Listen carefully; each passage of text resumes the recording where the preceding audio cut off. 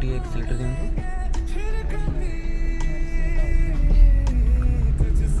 ये जगह मैडम छाड़ी देबे एक्सीलेटर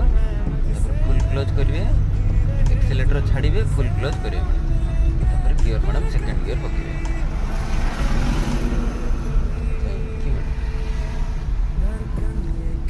एक नंबर स्पीड रहे मैडम 10 ରୁ 20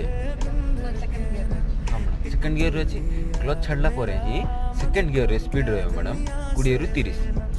सेकंड गियर स्पीड मैंने एक्सीलेटर काम ओनली स्पीड पे मैडम एक्सीलेटर है मैडम 20 ରୁ 30 भितर रहा सेकंड गियर जेहेतु खसीगला हल्का टे मैडम एक्सीलेटर देवे सेकंड गियर स्पीड टाक मेंटेन करके